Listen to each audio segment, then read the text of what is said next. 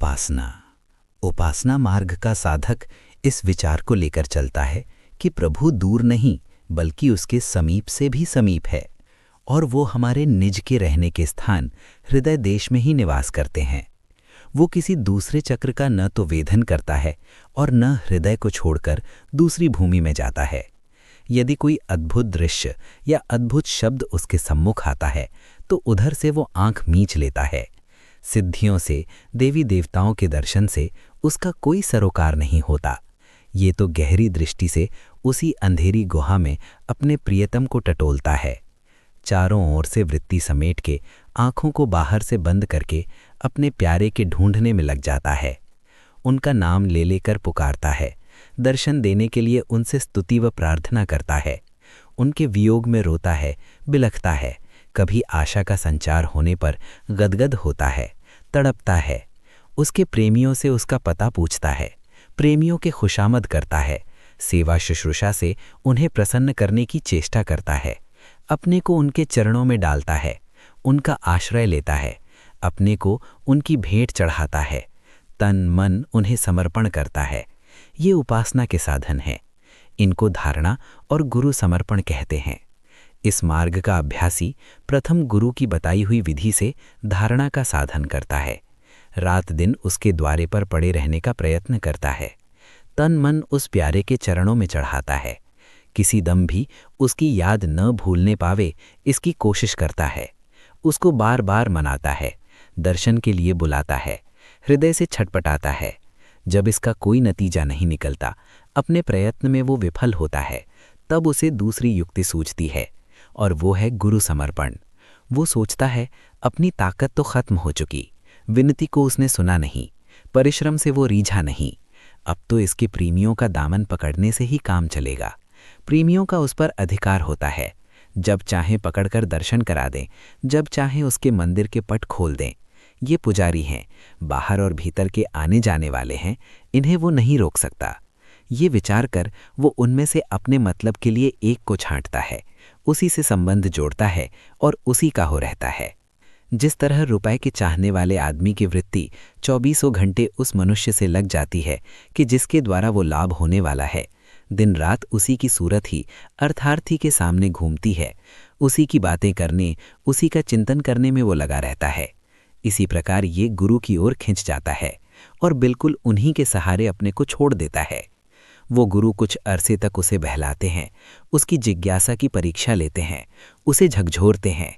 जब वो उनकी नज़रों में अधिकारी साबित होता है, तब एक दिन अपने दया हस्त से उसे नहलाते धुलाते हैं, उसके वस्त्र प्रेम रंग में रंगते हैं, उसे अंदर और बाहर से शुद्ध व पवित्र बना प्रेम चुंदरी को उड़ा उसके दरबार में ले पहुँचते हैं। किवाड़ खुल जाते हैं, प्रेमी और प्रेम पात्र का आलिंगन होता है।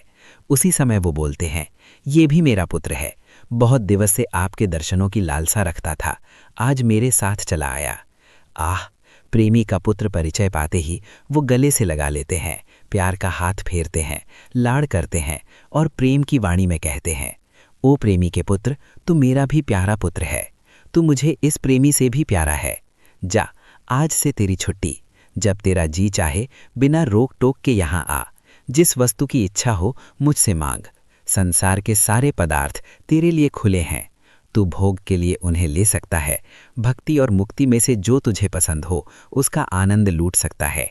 तेरा कल्याण होगा, दुनिया की कोई ताकत तेरा बाल बांका नहीं कर सकेगी, तू मेरे संरक्षण में रहेगा। ये है उपासना की क्रिया, जिसमें अपना कर्तव्य कुछ काम नहीं देता, कोई परिश्रम नहीं करना पड़ता, केवल अहंकार त्याग के सद्गुरु के आश्रित होना होता है और गुरु अपनी शक्ति से उसके मल और कुसंस्कारों के आवरणों को हटा शुद्ध और निर्मल बना दर्शन कराता है। इसमें जो कुछ समय खर्च होता है, जो कुछ थोड़ा बहुत साधन किया जाता है, वो अहंकार को तोड़ने के लिए किया जाता है, क्योंकि अहंकार मौजूद होते हुए समर्पण न कोई कर सकता है और न हो सकता है।